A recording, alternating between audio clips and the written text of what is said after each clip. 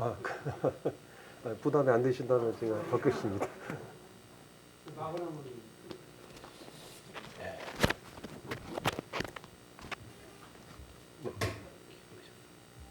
감사합니다.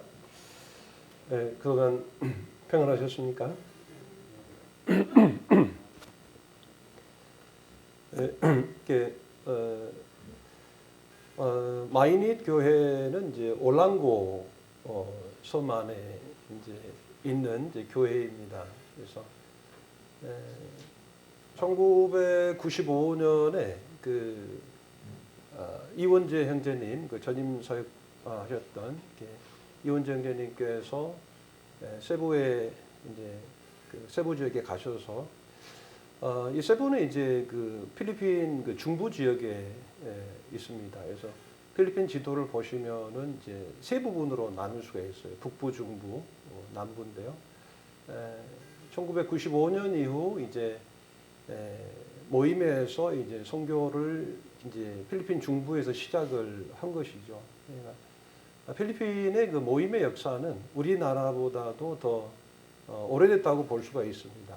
필리핀은 이제 그 세계 2차 대전 중에 그리고 이제 미국 식민지였기 때문에 1920년부터 이제 모임의 형제님들이 사역을 시작해서 이제 교회들이 마닐라 지역에 있는 그 루손 지역에 100여 개 이상 모임이 있었거든요. 그러나 이 중부 지역에는 이제 1995년 이후부터 이제 그 모임 형제들이 사역을 시작해서 현재는 그 세부 지역에만 이제 한 4개 모임이 있습니다. 그리고 보홀에도 있고 또 니그로스라고 하는 지역에도 그 황수영 형제님과 또 임성애 자매님이 또 사역을 하고 있는 곳인데요. 마이닛 교회는 이제 그 세부 지역의 4번째 이제 세워진 교회입니다. 그래서 대학로 모임이 이렇게 기도해 주시고 또 후원해 주셔서 또 올랑고 센터가 이제 거의 완공 단계에 있어서 보고 겸 이렇게 사진들을 이렇게 좀 정리해서 보여드렸는데 보니까 얼굴들을 뵈니까 이 동영상을 보면서 가장 많이 감동하신 분은 아마 저인 것 같습니다. 제가 이제 모임을 방문할 때마다 이제 이 동영상을 보여드리는데 왜 제가 감동을 하냐면 이 사역은 또 이 역사는 저로 말미암아 이루어지지 않았고 주님께서 이제 이 사역을 온전히 이루었다라고 하는 것을 부인할 수 없기 때문에 이 같은 고백을 할 수밖에 없습니다. 어떤 그 청년이 이와 같은 이제 질문을 해왔어요. 어느 청년 모임에 갔는데 시간이 없어서 이제 그 면대해서 그 지를 시간을 갖지 못했는데 끝나고 나서 이제 질문들을 이렇게 쭉 해왔더라고요. 그 중에 하나가 20년 사역을 필리핀에서 하셨는데 그 20년 동안 사역을 할 수 있었던 이유가 무엇입니까? 이런 이제 질문을 해왔어요. 제가 이제 그 질문을 받고 잠시 생각해 봤을 때 이것은 하나님과의 관계 가운데서 이 같은 사역이 이어졌음을 고백하지 않을 수가 없었습니다. 그리고 두 번째로는 이제 한국 성도님들의 어떤 기도와 후원이 없었다면 이 같은 사역이 과연 이어질 수 있었겠는가 하는 생각을 했습니다. 대학로 모임에서 저희들을 위해서 기도해 주시고 특별히 지난 그 몇 달 전에 또 저희 아내가 이제 골절상을 이렇게 입어서 수술을 하지 않으면 안 될 그와 같은 상황 가운데서 수술을 하지 않고도 이제 주님께서 이렇게 뼈를 붙이셔서 휠체어에서 이제 그 목발을 짚고 다니다가 오늘 이렇게 대학로 모임에 전혀 어떤 도구 없이 스스로 걸어서 참석할 수 있는 이것 또한 하나님께서 우리 성도님들의 기도에 대한 응답이다라고 하는 것을 생각하면서 이 감사를 드리게 됩니다. 저희는 이제 7월 31일에 이제 한국에 왔습니다. 저희들이 가지고 있는 이제 비자가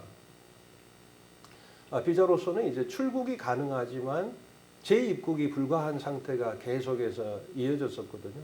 그런데 이제 7월경에 이제 필리핀 정부에서 발표하기를 저희들이 가지고 있는 비자에 대해서 이 재입국이 가능해서 이제 저희들이 방문을 할 수가 있었습니다.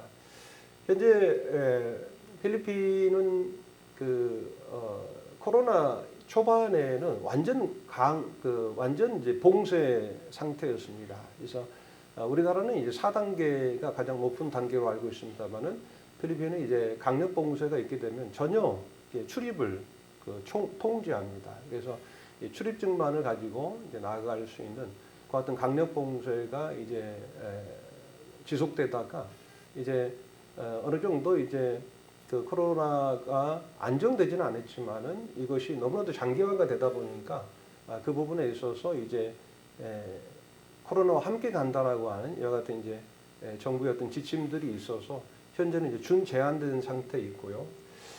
현재 얼마 전까지 보니까 이제 매일 확진자 수가 15,000에서 또 때로는 2만 명이 넘는 이제 그 같은 상황 가운데 있어요. 그래서 여전히 어려운 가운데 주님께서 이렇게 지역교회들을 지켜주시고 성도들을 지켜주시는 가운데 또 여전히 그 주님의 이름으로 모이고 또 예배와 또 말씀들의 그런 교제 가운데 성도들이 생활하고 있습니다. 그래서 계속해서 필리핀의 성도들을 위해서 기도해 주시기 바랍니다.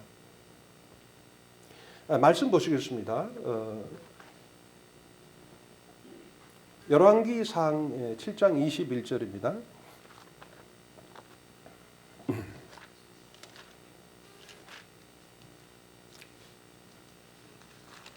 열왕기상 7장 21절입니다.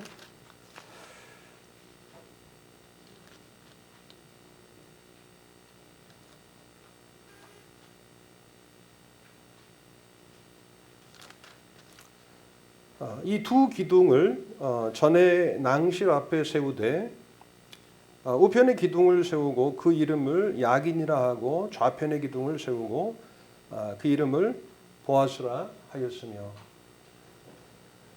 이 말씀은 이제 그 솔로몬이 그 성전의 역사를 마치고 나서 이제 그 전에 낭실 앞에 세운 두 기둥에 관한 말씀입니다. 솔로몬이 왕이 된 지 4년 2월에 이 성전의 역사는 이제 시작이 됐고요. 그리고 이제 솔로몬의 재위 11년 8월에 이 성전의 역사가 마칠 수 있었습니다. 그때가 그러니까 이스라엘이 애굽으로부터 나온 지 480년이라고 하는 세월이 흐른 후에 드디어 하나님께서 약속하신 그 땅, 그 가나안 땅의 또 그 중심인 예루살렘에 이제 하나님께 예배드리는 이제 성전이 이제 세워지게 된 것이죠. 얼마나 영광스러운 그 같은 시간이었겠습니까? 그 당시 이제 성전에 동원된 역군만 해서 이제 3만 명이었습니다. 3만 명이었고, 그리고 이제 성전 역사에 그 필요한 자재들을 옮기는 데 있어서 담군이 필요했겠죠. 지금 같으면요, 뭐 트럭도 있을 것이고 여러 이제 운송 수단이 있었겠지만은 그 당시는 그와 같은 수단이 없었기 때문에 전적으로 이제 사람의 힘으로 그 같은 일들을 이루어야 했는데 그때 동원된 담군의 수가 7만 명이었습니다. 그리고 이제 성전에 돌을 뜨는 자들이 8만 명. 그렇게 해서 도합 18만 명의 이제 역군과 담군과 그리고 돌 뜨는 자들이 동원된 어마어마한 큰 공사였습니다. 그리고 이제 7년 6개월 만에 드디어 이제 그 성전이 하나님께서 보여주신 그 같은 시간을 따라서 지어진 그 성전이 이제 그 완성되고 또 이 같은 이제 봉헌의 식을 앞둔 이 같은 상황에서 바로 솔로몬이 이제 그것을 기념하기 위해서 그 성전을 이제 완공한 것을 기념하기 위해서 이 세운 것이 바로 야긴과 보아스다라고 하는 거죠. 이 야긴은 이제 그가 세웠다라고 하는 뜻을 가지고 있고 바로 보아스는 그에게 능력이 있다. 이것은 이제 솔로몬의 신앙 고백이다라고 하는 것이죠. 자기의 어떤 지혜나 자기의 능력이 아니고 그 능력이신 하나님, 우리의 도움이 되신 그 하나님께서 이것을 이루셨다라고 하는 이 같은 솔로몬의 놀라운 신앙 고백이죠.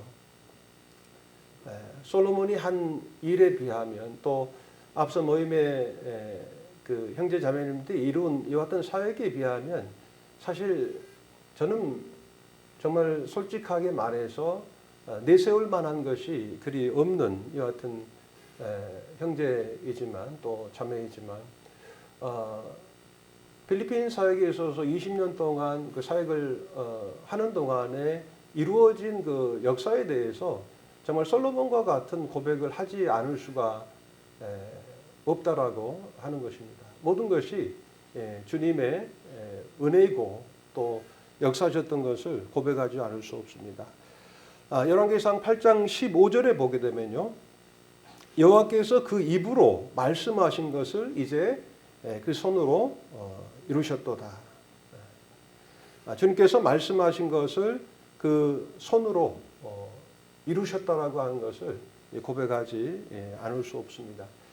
저희들은 이제 그 솔로몬은 18만 명의 역군들과 담군들과 돌뜨는 자들이 동원된 그 어떤 성전의 역사를 이루었습니다만은 저희들은 올랑고 센터를 짓는 데 있어서 평균 한 13명의 역군들이 이제 이 일을 이루었고요. 외주 작업자들과 합하면 20여에서 한 30여 명의 사람들이 동원된 그 같은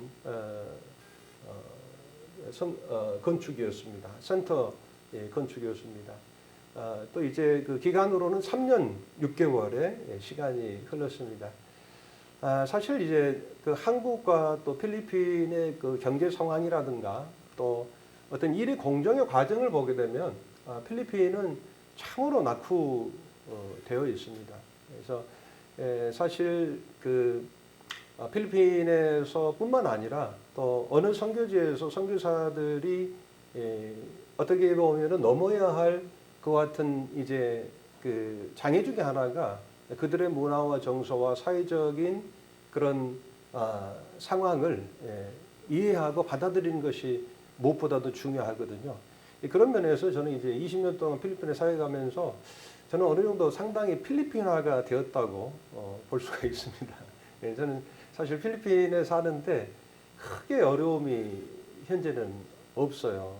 오히려 이제 한국에 오니까 또 그런 또 사람의 관계가 오히려 이게 어려움을 겪을 때가 있는 것 같습니다. 모임의 성도들이 아니고 하여튼 필리핀은 잘 웃기도 하고 또 정말 그 누군가가 또 그 질문 중에 하나가 한국 사람들이 필리핀 사람들이 배워야 될 점이 있다면 무엇인가요? 저도 그거에 대해서 좀 잠시 생각해 봤을 때 저는 이제 그 겸손과 자족하는 마음이다. 겸손과 자족하는 마음이다. 그분들이 참 겸손합니다. 또 순하고요. 근데 그래서 뭐 필리핀 사람이 다 좋은 것은 아니잖아요, 그렇죠? 한국 사람도 마찬가지잖아요. 한국 사람들 좋은가요? 좋은 사람도 있고 나쁜 사람도 있습니다. 이렇게 대답을 하는데 필리핀은 상당히 이제 그 자족하지요.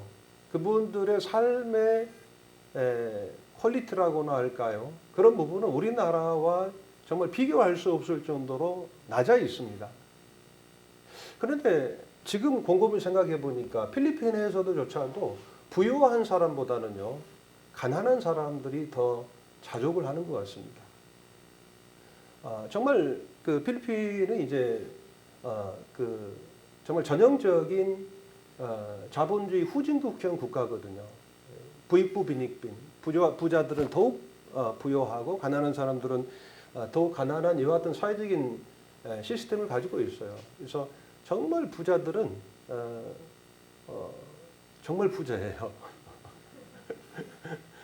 정말 우리가 생각할 수 없을 만큼 정말 부자입니다. 그분들 집에 가면 이렇게 그분들의 그 담이 그 사택의 담이 마치 그 성벽 같아요. 5m, 10m. 그런 사람들이 좀 풍성하게 차려진 뷔페 식당에서도 그 가족들이 모여서 웃는 사람이 하나도 없어요. 웃는 사람들이 하나도 없어요. 그리고 이제 한국에 와서도 이렇게 보면 웃는 낚아치 별로 없습니다. 대체적으로 이렇게 뭐가 불만이 있으신가? 뭔가 잘못된다. 내가 뭐 잘못한 거 있나? 뭐 이렇게 생각이 들 정도로. 근데 사실 필리핀 사람들은 아주 정말 잘 웃고 정말 작은 것에도 감사하고 정말 가식 없는 정말 환한 웃음들이 어딜 가나 있어요. 이런 면에서 저는 참 필리핀이 좋습니다. 그러나 이제 문제는 뭐냐면 작업 공정이 느려진다라고 하는 거죠. 사실 우리나라 같으면은 사실 6개월 이내에 끝날 수 있는 뭐 레미콘이 가동이 되고 포클레인이 왔다 갔다 하고 많은 이제 기계들이 움직이다 보면은 제가 봤을 때는 정말 6개월이면 끝날 수 있는 공사를 저희들이 3년 6개월 만에 이제 마무리해 가는 그와 같은 과정 가운데 있어요. 그러나 이러한 부분에 있어서 제가 그 범사의 주님을 제가 인정하지 않았다면 경험할 수 없는 하나님의 역사를 경험하는 것이죠. 우리가 사역을 하는 데 있어서 무엇이 목적이겠습니까? 우리들의 삶의 이유 목적에 대해서 우리가 예배드릴 때 많은 형제님들께서 고백을 주님 앞에 했잖아요. 주님의 영광이지 않습니까? 주님의 영광은 뭐겠습니까? 주님의 영광은 성도들의 유익이에요. 그리고 영혼의 구원이죠. 이것이 주님의 영광이고 우리 성도 개인의 삶 가운데서의 존재 이유 목적이고 더욱이 이제 이 교회의 목적이다라고 하는 거죠. 주님께 영광. 주님께 영광은 하는데 근데 성도에게 유익이 안 돼요. 이것을 뭐라고 하죠? 모순이죠. 모순이죠. 주님께 영광이 된다면 마땅히 성도에게 유익이 되는 거죠. 모임 안에서 우리가 은사를 활용함에 있어서도 은사를 활용함에 있어서 이것이야말로 참으로 중요한 것 아니겠습니까? 주님께 영광이 되는 거죠. 주님의 영광을 위해서 저희들이 손과 또 발을 사용하고 또 저희들이 입술을 사용해서 하나님께서 하시는 것처럼 할 때에 주님께 영광이 되는데 그 주님께 영광이 될 때 어떠한 것으로 그 같은 결과들이 나타나자면 성도들이 유익을 얻는다라고 하는 거죠. 제가 이 단위에서 말씀을 전하고 있는데 주님께 영광이 되는데 이 같은 메시지가 성도들에게 유익이 되지 않는다면 한번 제 메시지를 또 제 태도를 한번 살펴봐야 되겠죠. 그런데 제가 말씀을 드리고 싶은 것은 뭐냐면 3년 6개월이라고 하는 그 시간을 어찌 보면은 기다렸더니 인내했더니 이제 건축이 완성이 됐는데 그와 더불어서 하나님께서 어떤 역사를 이루셨냐면 이 건축이 아니고 바로 교회를 세우셨다라고 하는 거예요. 마이닛 교회를 하나님께서 잉태하신 것으로 하나님께서 그 열매들을 보이셨을 때 하나님께 감사와 또 찬양을 돌려드리지 않을 수가 없습니다. 제가 언젠가 이제 대학로 모임에 와서 간증을 했습니다마는 2014년 1월부터 이제 올랑고 섬에 이제 복음을 전하기 시작했습니다. 2013년 말에 그 필리핀의 지진과 태풍과 우박들이 이렇게 내리면서 정말 그 한 번도 경험하지 못한 그 같은 이제 그 세부의 재앙을 이제 사람들이 경험을 하고 그 중부 비사야 지역을 이제 관통하는 그 같은 강력한 태풍이 있었습니다. 그때 주님께서 이사야 40장의 말씀을 통해서 내 백성을 위로하라 높은 곳에 올라가서 아름다운 소식을 전하라고 하는 이와 같은 말씀을 이렇게 주셨습니다. 그때 또 마침 또 보여주신 말씀이 바로 주님께서 갈릴리 온 지역을 다니시면서 복음을 전하셨다라고 하는 거죠. 그러니까 어떤 한 곳에 머물러서 거기 이제 그 영혼들에게 복음을 전하고 구원받은 성도들과 함께 어떻게 보면 오손도손 우리끼리 행복하고 평안하게 이제 살아가고 또 삶을 누리는 것이 사실 주님의 뜻이 그것만이 주님의 뜻이 아니다라고 하는 거죠. 주님은 그것을 이제 넘어서서 이제 그리스도의 사랑을 가지고 그리스도의 말씀을 가지고 이 세상의 소금과 또 빛의 역할을 통해서 이 복음이 확산되어지는 것을 하나님은 원하신다라고 하는 생각을 하게 됐습니다. 주님께서 한 지역에 12명의 제자들과만 머무르셨던 것이 아니므로 그 제자들을 양육하시고 또 그 제자들과 함께 갈릴리 온 지역을 다니셨다라고 하는 이 메시지가 저에게 강하게 다가왔던 것이죠. 어떻게 보면 모든 교회에 주신 사명이 저는 이와 같다고 생각이 되어지거든요. 우리 대학로 모임의 형제 자매님들이 함께 모여서 정말 풍성한 주님의 은혜를 이렇게 나누 뿐만 아니라 이 은혜를 우리 가운데서 이제 멈추어지는 것이 아니고 이 잔이 내게 넘치게 될 때 그리스도의 사랑과 그리스도의 말씀이 이제 대학로 모임을 통해서 넘쳐 흐르게 되는 거죠. 어떻게 보면 끌어오르게 된다라고 하는 거잖아요. 이건 마치 예배와도 마찬가지죠. 예배는 마치 말라져 있는 행주를 짜는 것과 같은 것이 아니고 정말 내 잔이 넘쳐 흐르는데 내 속에서 끌어올라 이것을 주체할 수 없는 상황 가운데서 드려지는 예배야말로 참다 정말 저희들이 사모해야 하는 것 같은 이상적인 감사의 예배가 아닌가 하는 생각을 하게 되는데요. 그때 주님께서 이제 저희들에게 메시지를 주시고 빵난 지역에 있는 이제 몇몇 형제들과 자매님들과 더불어서 이제 여러 지역을 방문을 했는데 그 중에 하나가 바로 올랑고 지역입니다. 그래서 이제 2014년부터 2017년까지 이제 복음을 전했는데요. 아마 그 각 선교지마다 그 특성이 있을 것입니다. 영혼들의 어떤 상태나 또 왜냐하면 그들의 어떤 종교적 배경이 다르기 때문에 이 필리핀은 이제 1521년에 그 마젤란에 의해서 스페인 국가에게 이제 그 지역의 위치를 가 알려졌고 이제 1565년에 이제 필리핀이라는 나라가 건국이 됩니다. 그 이전에 필리핀이라는 나라가 없었습니다. 그 이전에는 이제 각 섬마다 그 추장들이 있었어요. 그래서 그와 같은 이제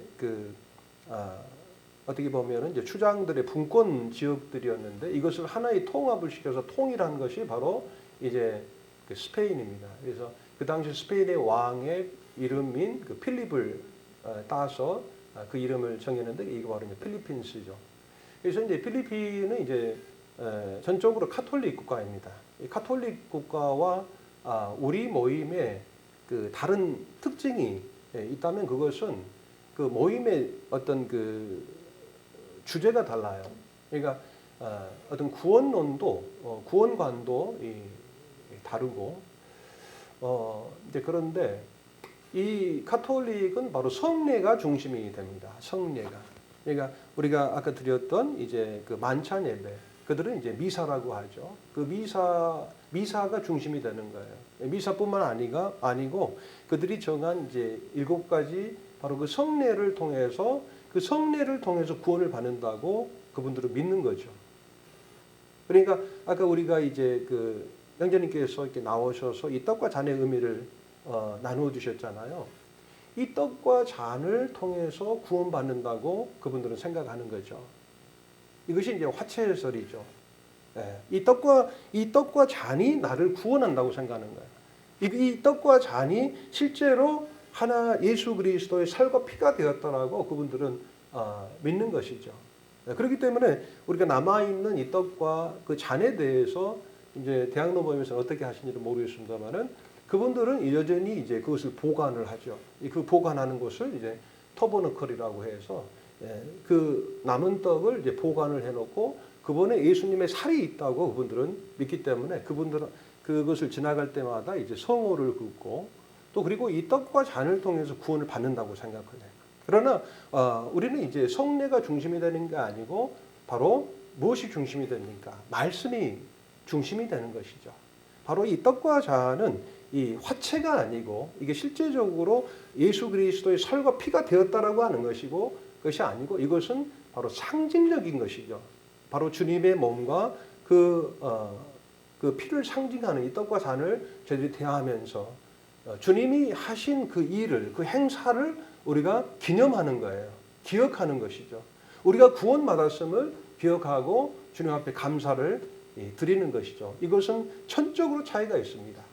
이 떡과 잔을 우상화시킨 것이 바로 이 카톨릭입니다. 그래서 그분들은 성례를 통해서 구원을 받는다고 하기 때문에 그들이 평생 바로 이 교회에 의존을 하는 거예요. 다시 말하면 그 성례를 집전하는 집전자가 누굽니까? 바로 카톨릭에서 세운 사제들이죠. 그리고 그 교회가 사제들을 지정하죠. 그리고 교회의 그 머리는 누굽니까? 바로 교황이지 않습니까?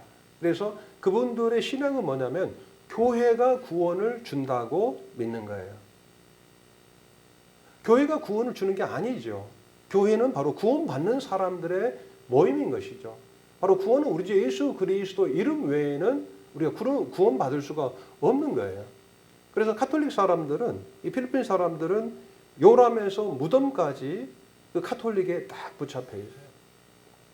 근데 죽어서도 카톨릭으로부터 자유롭지 못합니다. 왜냐하면 그들은 또 죽은 자를 위한 기도가 있어요. 죽어서 이제 지옥에 있는 자, 죽어서 연옥에 있는 자를 위해서 이제 교회가 세운 자들을 통해서 그 죽은 자를 위한 기도를 통해서 이제 연옥에 있는 자가 천국에 간다고 믿기 때문에 그분들은 요람에서 무덤까지 또 무덤에 들어가서조차도 카톨릭으로부터 자유롭지 못한 거죠. 구원의 확신이 없습니다. 죽어봐야 아는 것이에요. 제가 필리핀 사람들을 물어보게 되면은 늘 물어봅니다. 예수님을 믿습니까? 그러면은 뭐라고 대답합니까? 100이면 100 예수님을 믿는다고 하죠. 네. 물론이죠. 물론이죠. 이렇게 대답하죠. 예수님 믿나요? 물론이죠. Of course. 그러면은 당신은 구원을 받았습니까?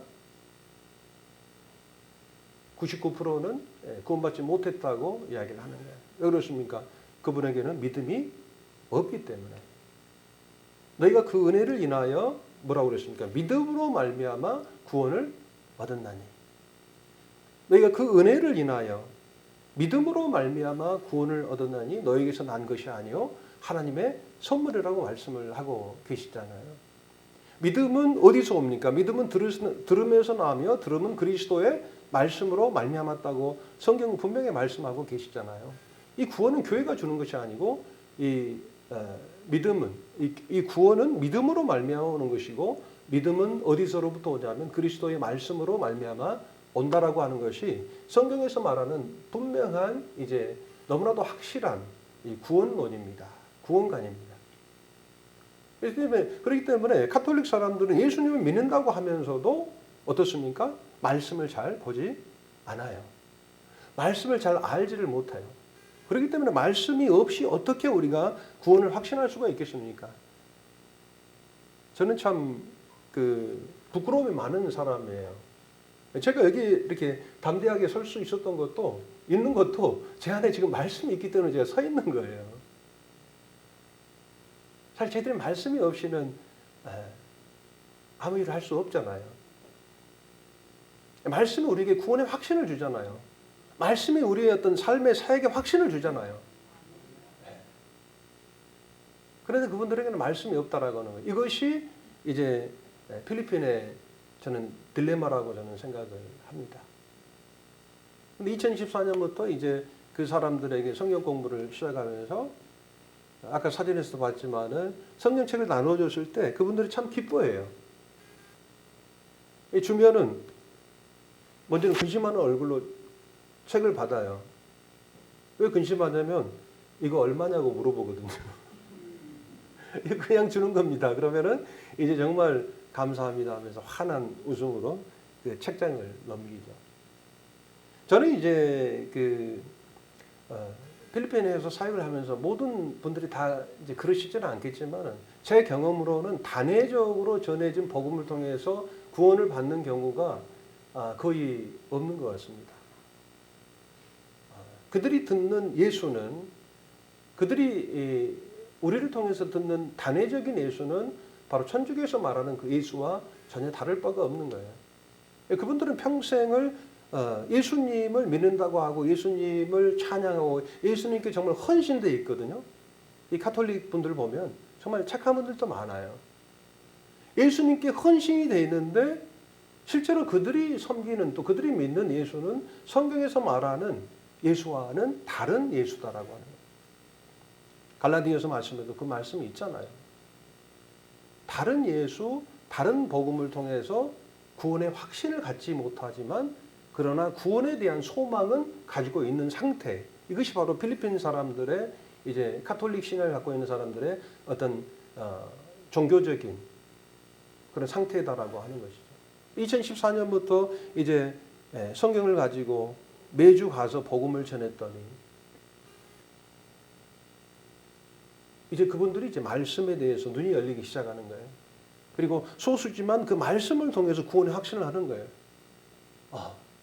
나 예수님 믿습니까? 예. 구원 받았습니까? 예. 왜 그렇습니까? 믿음으로 말미암아. 어떤 성례를 통해서 교회가 주는 구원이 아니고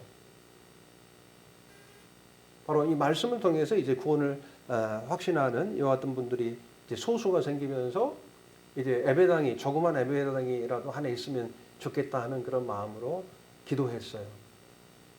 그러더니 그 기도에 참여한 한국의 성도님이 이제 그 예배당을 지으라고 돈을 헌금을 보내오셨는데, 그 올랑고는 참 땅이 많이 있습니다. 이 땅이 많은데 살 땅은 없어요. 마치 전쟁 중에 이제 수혈이 필요한 이 부상당한 병사가 그 피는 많은데 수혈받을 만한 피는 없는 것처럼. 그런 가운데서 주님이 이제 생각지 않게 큰 땅을 우여곡절 끝에 주셨어요. 저희들은 이제 한 100평이나 커도 한 100평 정도면은 충분하겠다. 아담한 어떤 그런 땅을 구했는데 주님께서 이제 그러한 땅들을 이제 계약 직전마다 이렇게 계약을 하지 못하도록 막으시고는 그리고는 보여주신 땅이 아주 큰 땅이었어요. 왜 주님이 이 땅을 주시나? 제가 전혀 생각하지도 계획하지도 않은 그 같은 크기의 땅을 주님 주신 거예요. 그리고 이제 제가 앞서 말씀드렸듯이 필리핀은 정말 소박한 그 사람들이 사는 것이거든요. 그래서 아주 소박하게 정말 그분들은 정말 지붕만 있어도 이제 그 살아가는데 전혀 문제가 없는 그런 분들이거든요. 날씨 탓도 있겠지만 그 나라는 이제 겨울이 없잖아요. 그래서 아주 소박하게 이제 그 센터를 지으려고 했습니다. 예배당을 지으려고 했습니다. 그런데 이제 하나님께서 또 정말 그 훌륭한 설계도를 주신 거예요. 땅도 있고 설계도가 있는데 이게 사실 이제 그 누가복음 말씀에도 너희가 전쟁을 나갈 때든지 아니면 망대를 세울 때든지 너희들은 앉아서 계산해봐라 그러잖아요. 사실 저는 계산해보려고 그랬어요. 내가 동원할 수 있는 그 어떤 재정적인 어떤 상태를 계산해 보려고 했어요. 근데 주님께서 그 말씀을 다시 새롭게 깨닫게 해주시더라고요. 그러니까 왜 주님께서 망대를 세우는 데 있어서 앉아서 계산해 보라고 했냐면 그 당시에는 이 망대를 통해서 자기를 과시하려고 했던 많은 사람들이 있었더라고요. 자기를 드러내고 자기를 과시하기 위해서 자기의 분수를 지나서 큰 망대를 지으려고 했던 거예요. 그 큰 망대를 보고 내가 만들었다? 그리고 사람들에게 영광을 받기를 원하는 그 같은 많은 사람들이 있었다라고 하는 거예요. 그래서 자기 욕심을 따라서 자기 어떤 그 허영을 따라서 이제 망대를 짓다가 그런 능력이 안 되잖아요. 그러다 보니까 그 당시 예수님께서 공생기간 동안 다니실 때 예루살렘에 짓다만 망대들이 많이 있었다라고 하는 거예요.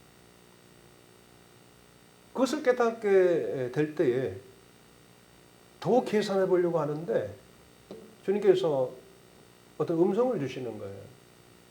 이것이 네 망대냐? 이게 네 망대냐? 네가 과시하려고 지려고 하는 것이냐? 이게 네 망대냐라고 하는 그 음성이 제 심령 가운데 들리는 듯 하더라고요. 아 그렇구나. 이거 뭐 제가 계획을 하고 제가 어떤 기대해서 얻은 땅도 아니요. 또 제가 어떤 그 어떤 설계도를 제가 요구해서 온 것도 아니다라고 하는 거죠. 이 땅도 설계도도 이 어떤 나의 어떤 의지와 상관없이 나의 의도와 상관없이 주어진 것이라고 했을 때에 주님 앞에 온전히 내어드릴 수가 있었죠. 그리고는 그리고는 첫 곡괭이질을 한 거예요. 아무것도 어떻게 보면은 없었지만 그때 이제 그 여호수아 말씀이 이제 기억이 나더라고요. 하나님께서 이스라엘 백성들을 애굽에서 건져내시고 그 약속하신 땅으로 들어가려 할 때에 그 40년의 방황을 마치고 이제 드디어 그 가나안 땅에 들어가려 할 때에 가로막고 있었던 것이 바로 요단강이었다라고 하는 거죠. 그때가 모백을 거두는 시기, 밀과 보리를 거두는 시기로서 언덕에 물이 넘치던 시절이었습니다. 그때 여호수아가 하나님 말씀을 붙들고 언약궤를 맨 제사장들이 이제 그 요단강을 가기 위해서 그 물가에 그 발목이 잠겼을 때에 바로 그 믿음으로 이제 그 첫 발을 내딛었을 때에 어떤 역사가 일어납니까? 그 흐르던 물이 이제 멈추고 쌓이고 그쳐서 그 요단강을 마치 광야를 지나듯이 그 백성들이 지났잖아요. 결국 우리가 정말 믿음으로 나아갈 때에 그때 비로소 하나님께서 역사하신다라고 하는 것이죠. 믿음. 우리의 어떤 힘이나 우리의 어떤 능력이나 우리의 어떤 재정의 상태와 상관없이 어떠한 부분에 있어서 하나님께서 보여주신 뜻이다라고 하는 그 믿음이 우리들에게 있다면 정말 이것이 정말 주님의 뜻이다면 충분한 것이죠. 우리가 믿음으로 나아갈 때에 믿음으로 그 한 발을 내딛었을 때에 누가 역사하냐면 하나님께서 역사하신다라고 하는 것을 주님께서 알게 하셨습니다. 제가 어느 날 컴퓨터로 이제 그 건축 헌금을 이제 그 건축 어떤 수입과 지출을 이제 이렇게 정리하고 엔터를 탁 치는데요. 그 잔금에 이제 마이너스가 딱 되는 거예요. 탁 쳤는데 탁 마이너스예요. 처음으로. 그때 이제 제 생각에는 이제 올 것이 왔구나 이런 생각을 했어요. 근데 정말 거짓말 같게요. 정말 올 것이 왔구나라고 생각하는 그 순간에 제 옆에 놓여져 있던 전화기에서 벨이 울리는 거예요. 그리고는 이제 카카오톡으로 한 형제님께서 이제 연락을 주셨어요. 형제님 어떻게 잘 계세요? 그런데 모임에서 올랑구 센터를 위한 헌금이 들어왔어요. 그래요? 이미 보냈어요. 그런 거예요. 그러니까 제가 이제 입출금을 정리하고 엔터를 치는 순간에 마이너스가 될 때는 이미 이제 건축 헌금이 들어와 있는 거예요.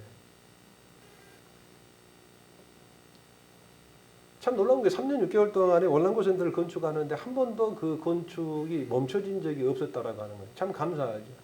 만약에 이제 건축 하는 어떤 공정 기간이 아주 빨랐다면 제가 감당할 수 없었을 것인데 이게 늦어지면서 하나님께서 일을 이렇게 이루셨다고 생각을 합니다.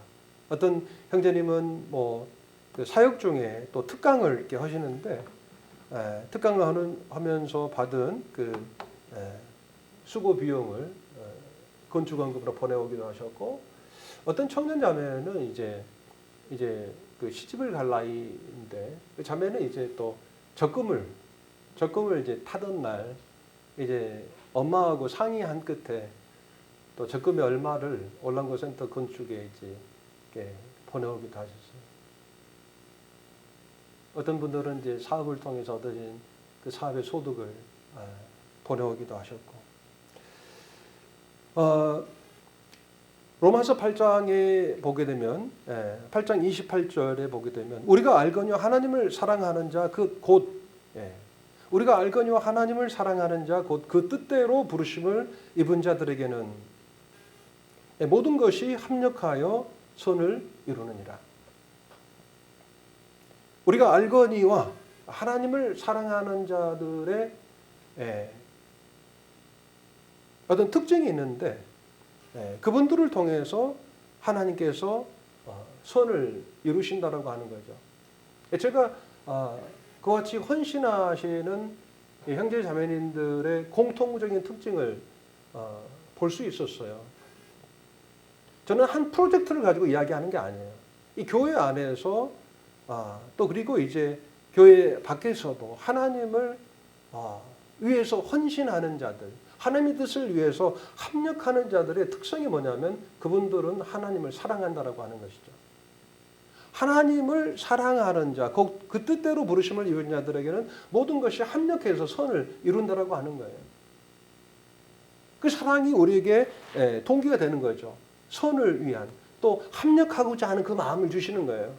나 혼자 나가는 것이 아니고 합력해서 선을 이룬다라고 하는 거예요. 그분들의 특성은 모두 하나님을 사랑하는 거예요. 왜냐하면 그 안에서 행하시는 분이 하나님이시기 때문에, 하나님을 사랑하기 때문에 하나님께서 그 안에서 역사하시는 거예요. 또 하나님께서 그 안에 역사하시기 때문에 그들이 하나님을 사랑하는 것이기도 하겠죠. 그리고 자기 기쁘신 뜻을 위하여 소원을 두고 행하게 하신다라고 하는 거예요.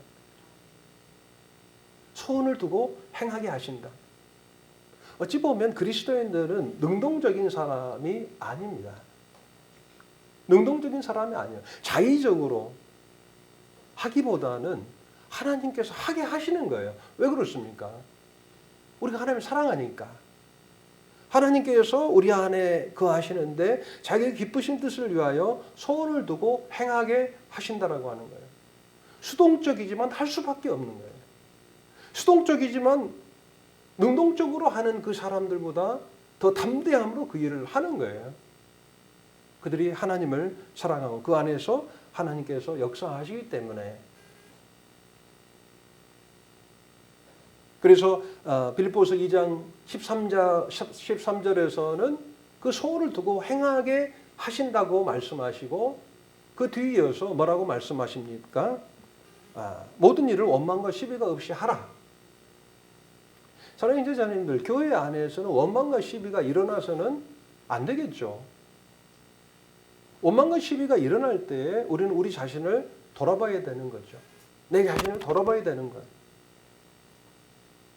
그러니까 하나님께서 우리 안에서 각자의 그 삶 가운데서 그 심령 가운데서 역사할 때 하나님께서 자기의 기쁘신 뜻을 위하여 내 뜻이 아니고 얼마 전에 이제 그 찬송가 가사를 보니까 나의 뜻 하나님의 뜻이 되게 하도록이라고 하는 찬송가 가사가 있더라고요. 나의 뜻 하나님의 뜻이 되기를, 이 가사는 상당히 오해를 불러일으킬 수가 있습니다. 왜 그렇습니까? 내 뜻이 하나님의 뜻이 되게 하는 것은 이건 종교적인 거예요. 하나님의 뜻과 상관없이 내가 원하는 것을 달라라고 하는 것이죠. 그러나 정말 중요한 것은 뭐냐면 하나님의 뜻이 내 뜻이 되게 해달라고 우리는 기도해야 된다는 거예요. 그러니까 링컨이 남북전쟁 때 그 부하가 이런 말을 링컨에게 했다고 그래요. 카카, 하나님은 우리 편이십니다. 물론 그 말이 맞죠. 남북전쟁의 명분이 노예 해방이었으니까. 노예 해방은 하나님의 뜻이었으니까. 그때 링컨이 그렇게 말을 하죠. 문제는 하나님이 아닐세. 문제는 우리가 하나님 편에 섰느냐가 문제일세. 하나님이 내 뜻을 다루는 것이 아니고 내가 하나님 편에 서는 거. 그래서 하나님께서 우리에게 주신 그 뜻을 합력해서 이루는 것이 바로 하나님을 사랑하는 자들의 사역인 거죠. 그러게 될 때 이제 교회 가운데서 원망과 시비가 없게 되는 것입니다. 로마서 14장 말씀 볼까요? 로마서 14장 7절 말씀입니다. 로마서 14장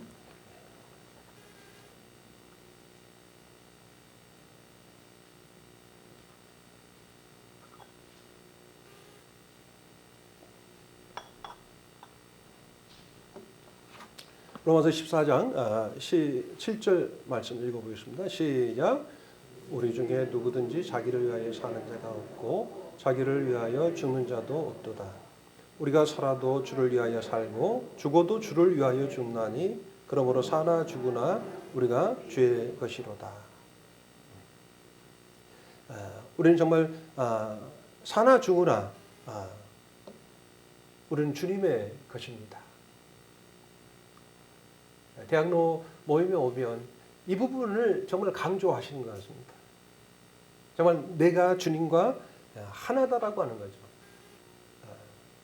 내가 그리스도와 함께 십자가에 못 박혀 죽었나니 이것이 이제는 내가 사는 것이 아니요 내 안에서 그리스도께서 사시는 것이니 내가 육체 가운데 사는 것은 나를 사랑하사 나를 위하여 자기 몸을 버리신 그분을 믿는 믿음 안에서 사는 것이라고 하는 이 같은 고백을 이렇게 하시는 모습들을 보면서 참 마음에 도전이 되고 참 감사가 있었습니다. 저는 형제 자매님들 정말 우리는 지혜로운 삶을 살아야 되잖아요. 지혜로운 자와 어리석은 자의 차이가 뭐겠습니까? 우리는 점점 이제 물질주의의 어떤 그 시대를 살아가고 있잖아요. 그리스도인들조차도 그 물질주의로 말미암아서 많은 시험이 오는 것 같습니다. 이것은 현실적이고 실제적인 문제라고 생각하는 것 같아요. 그러나 사랑하는 형제 자매님들, 지혜로운 자들이 많은 물질에 어떤 가치 있는 물질들을 얻는 자들이 지혜로운 사람일까요? 꼭 그렇지만은 않죠. 물론 어떤 측면에서는 그분들이 지혜롭기 때문에 이제 많은 물질들을 취할 수가 있습니다. 근면하고 검소하고 그리고 지혜롭기 때문에. 그러나 하나님이 보시는 그 관점의 지혜는 무엇일까요? 물질과 전혀 상관이 없을 수가 있어요. 왜냐하면 바로 이 지혜라고 하는 것은 하나님의 뜻을 아는 것이야말로 지혜이기 때문에. 그래서 이제 그 에베소서 말씀을 보게 되면은 그런즉 너희가 어떻게 행할지를 자세히 주의하여 지혜 없는 자 같이 하지 말고 오직 지혜 있는 자 같이 하여 세월을 아끼라고 말씀을 하고 있습니다. 이 세월을 아낀다라고 하는 것은 세월을 잘 사용하라라고 하는 말이죠. 이게 이제 지혜입니다. 그래서 make the most of your time, make the most of your opportunity. 그러니까 우리들의 어떤 시간과 우리들의 삶의 기회들을 이제 만드는데 이것을 가장 최상의 것으로 만들려고 하는 것이죠. 우리 형제 자매님들의 인생을 어떤 관점으로 봐야 되냐면 하나님께서 우리에게 주시는 기회다라고 하는 거죠. 그런 관점을 봐야 되는 거예요. 우리는 이 땅에서 유한한 삶을 살 수밖에 없습니다. 유한한 시간, 유한한 어떤 육체의 에너지를 우리가 갖고 있는 거예요. 모든 면에서 우리는 무한하지 않아요. 유한합니다. 우리가 구원받을 때 이것을 깨닫게 되잖아요. 내가 유한하고 하나님은 무한하신 분이다. 그 무한하신 하나님 앞에서 유한한 내가 겸손할 수가 있는 것이죠. 그렇게 될 때 하나님께서 우리에게 주신 그 삶의 기회를 가장 최상의 것으로 만드는 것이 바로 지혜다라고 하는 것이죠. 그 지혜, 그 뜻을 분별하고 그 뜻을 행하는 것이야말로 지혜라고 말씀을 하고 있습니다. 그래서 이제 에베소서 5장 18절에 보게 되면은 이제 술 취하지 말라 이렇게 말씀을 하고 계시잖아요. 술 취하지 말라 이는 방탕한 것이니. 이 말씀은 술 취함에 초점이 있는 것이 아니고 방탕함에 초점이 있다라고 해요. 방탕함이라고 하는 것은 뭡니까? 원어가 이제 아소티아라고 하는 뜻인데 이것은 낭비하다 이런 뜻을 가지고 있더라고요. 낭비하다, 헛되이 보내다, 그리고 비경제적인 것이다. 이렇게 말씀을 하고 있는 거예요. 저희들이 이제 한국에 오면은 처음으로 이제 가야 되는 것 중에 하나가 이마트예요. 오면 옷이 없어요. 가니까 이제 광주가 고향이니까 제가 가는 이마트가 있는데 거기 보니까 이제 담을수록 이득이라는 이제 편말에 적혀져 있더라고요. 담을수록 이득이라는 거예요. 이게 뭐가 이득이냐는 거죠. 왜 이득이냐는 거죠. 아주 좋은 어떤 질의 것을 아주 경제적으로 살 수 있다라고 하는 거예요. 그래서 이득이다라고 하는 거죠. 결국 어떤 우리의 삶이 비경제적일 때 이것이 이제 방탕함입니다. 이 방탕함이라고 하는 것은 어떤 뭐 특별하게 막 타락된 삶, 뭐 그것도 우리가 방탕한 놈 이렇게 말할 수가 있겠지만 그 방탕함이라고 하는 것은 우리의 나태함이에요. 그리고 하나님의 뜻과 상관없이 사는 삶, 우리의 그 하나님의 뜻이 분명하게 드러났음에도 불구하고 그 뜻에 전혀 반응하지 않는 삶, 그리고 그 하나님의 뜻과 상관없는 삶을 살아가는 이것이야말로 방탕함이다라고 하는 거예요. 아주 비경제적인 것이죠. 그래서 그 시편 78편에 보면은 이런 말씀이 있습니다. 하나님이 저희 나를 헛되이 보내게 하시며, 사랑하는 형제 자매님들, 하나님이 저희 나를 헛되이 보내게 하신다라고 하는 것은, 헛되이 보내게 하신다라고 하는 것은 이것은 무엇이냐면 징계예요. 저는 이제 많은 이제 그 젊은데 우리 형님들 앞에서 참 저는 좀 젊어요.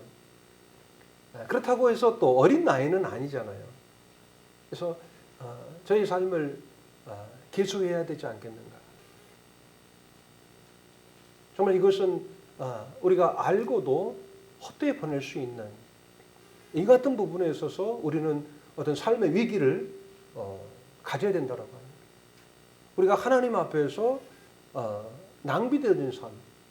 그래서 성령의 충만을 받으라고 그랬잖아요. 술 취하지 말고 성령의 충만을 받으라. 왜 그렇습니까? 성령의 충만을 통해서 하나님의 뜻을 알고 또 그 뜻을 알 뿐만 아니라 그 뜻을 이룰 수 있는 그 능력이 내게로 말미암지 아니하고 바로 성령으로 말미암아 오기 때문에 우리는 성령의 충만함을 받아야 된다라고 하는 것입니다. 저는 이제 저희들 이제 시간이 됐기 때문에 이상으로 말씀을 이렇게 마치겠습니다. 그래서 우리 삶을 헛되이 보내지 않게 되기를 바랍니다. 대학로 모임에서 잘 알고 계시는 그 짐 엘리엇이라고 하는 선교사 아시죠? 그 짐 엘리엇이 어떤 말을 했습니까? 강한선 형제님, 당황하지 마시고. 네?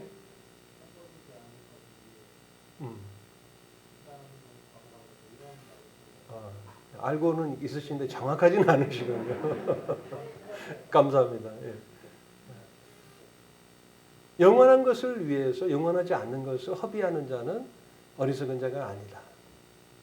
그러니까 영원한 것을 위해서 영원하지 않는 것을 이제 허비하는 것은 허비가 아니에요, 실제적으로는. 하나님 편에서 보실 때는 참으로 가치가 있는 것이죠.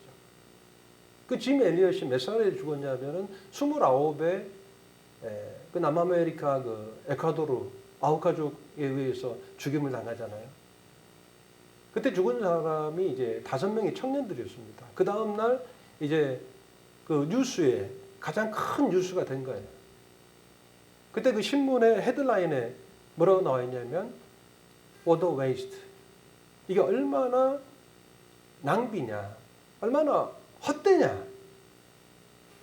그러니까 사람들이 보는 관점, 세상 사람들이 보는 그 가치를 가지고, 그들의 가치를 가지고 그 청년들을 봤을 때는 정말 허비죠. 낭비죠. 그런데 그 다음날 그 짐 엘리엇의 아내 엘리자베스가 그 기자들 앞에서 그 이야기를 하잖아요. 기자님들, 절대로 우리 남편의 죽음에 대해서 헛되다고 기사를 더 이상 보내지 마시길 바랍니다. 저희 남편은 어쩌면 구원받은 이후로 평생 동안 그날을 위해서 하나님께 온전히 자기 자신을 드리기 위해서 주님의 뜻을 이루기 위해서 그 날을 준비한 사람입니다. 사랑하는 형제자매님들, 마리아가 향유 옥합을 깨뜨렸잖아요. 그 향유 옥합의 가격이 얼마냐면 300데나리온입니다. 그러면은 그 300데나리온은 뭐냐면 연봉이에요. 그것을 한순간에 깨트려서 예수님의 발에 부어드렸어요. 우리 청년 형제 자매님들 연봉이 얼마입니까? 그것을 한 번에 깨트릴 수 있겠어요? 주님 앞에 이 예배 시간에 깨트릴 수 있겠어요? 그리고 그 향을 이제 이 예배당 안에 가득하게 하시고 성도들 하여금 그 향을 맡도록 하실 수 있겠어요? 오, 아멘. 기대치 않았는데.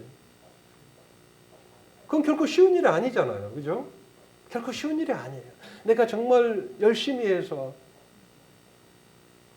고생해서 윗사람들한테 눈치 받아가면서 힘들게 잔업하면서 받은 그 연봉을 깨트리기는 너무나도 어려운 일입니다. 그런데 그 마리아는 그것을 그 향유 옥합을 깨트렸어요.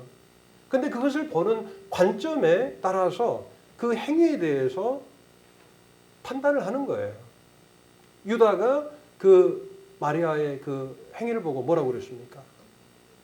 네가 왜 이것을 허비하느냐, 낭비하느냐 이렇게 말을 하고 있잖아요. 그러나 하나님께서 보실 때는 이것은 대대에 우리가 기억해야 할 아름다운 일이다 라고 말씀하시는 거죠. 어떤 인생이 정말 잘 산 것일까요? 정말 우리는 이 부분에 있어서 하나님 앞에서 성경 말씀 앞에서 우리 자신을 살펴봐야 된다는 하는 거죠. 어떤 인생이 정말 잘 사는 것인가? 잘 산 것인가? 어떤 삶이 정말 지혜로운 것인가? 어떤 삶이 정말 경제적인 것인가? 그래서 우리 모두가 다 지혜로운 자들이 돼서 하나님 앞에 우리가 언젠가는 설 텐데 잘했다, 충성된 종이라고 하는 그와 같은 칭찬을 우리 모두가 받게 되기를 바라는 마음이 있습니다. 네, 진정으로 사실 대학로 모임을 생각하면 사실 제가 빚진 자입니다. 사랑의 빚을 진자고 기도해 주시고 또 이렇게 교제해 주셔서 정말 감사한 마음이 있습니다. 이상으로 말씀을 마치도록 하겠습니다. 감사합니다.